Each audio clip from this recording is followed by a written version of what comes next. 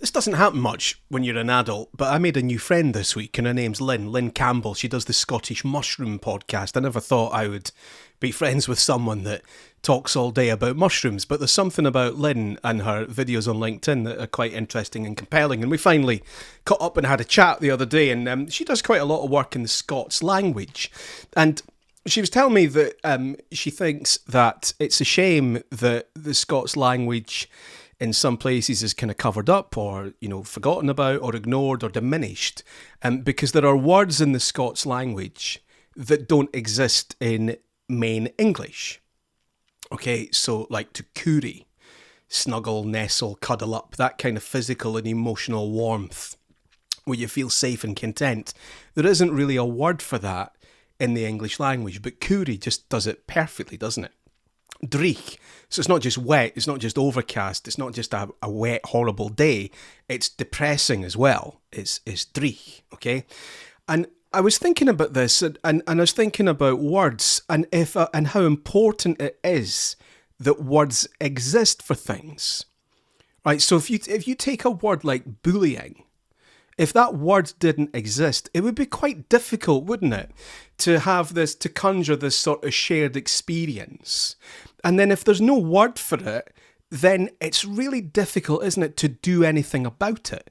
Whereas when we can label it and we can say, well, that's bullying, then you can have an anti-bullying policy, you can run bullying workshops, you can educate people, and you can start to change things. Take a word like love.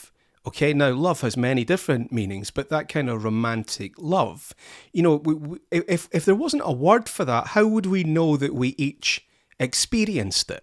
And if we didn't know that we each experienced it, then it would be difficult, wouldn't it, then to justify making time for it? Well, why should you get weekends off work? Why should you get 2 weeks summer holiday?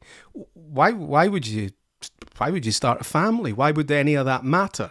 Now, it would matter to you, but the way that you discuss it and engage and then legislate around it, either in the workplace or in the kind of wider society, if there's no word for it, it's quite difficult to do it, okay? So if you think about the maybe a child spending time with the grandparents, right? You know that there's something special, assuming they're nice people. They're not always, but mine were. That as a child spending time with your grandparents, what is that? It's a nice thing to have. And what I'm saying is, if we have a word for it, then we'll make more time for it. We can justify it. We can build it into our busy lives. Now, we don't really have that word, but the ancient Greeks would call it storge. In Danish, there's a word, I believe it's hygge, which is a warm, cosy, convivial atmosphere, drinking tea and chatting with family. Storge, hygge, coorie.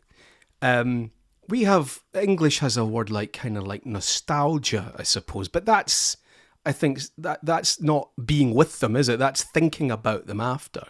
Whereas the Danes and the Greeks and the Scots, it's more emotive, isn't it? And as a result, when you talk about like the Scandinavian approach to life, I think part of that is because they have it in their language, and I don't know which came first. But it strikes me that when we look at English, it has had much of the emotion and the humanity, I think, kind of maybe beaten out of it a little bit, I suppose. Whereas a language like Scots, it has all that character, that richness. It has a relationship with the landscape. It has a right mood about it, doesn't it? Whereas English doesn't.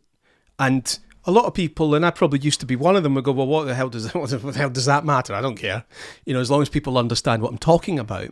But I guess the problem is that what we're talking about just gets diminished and diminished and diminished, right? Because we don't have enough of a rich language, so then we don't do these things and talk about them. We don't share that experience, even if it could be good for us.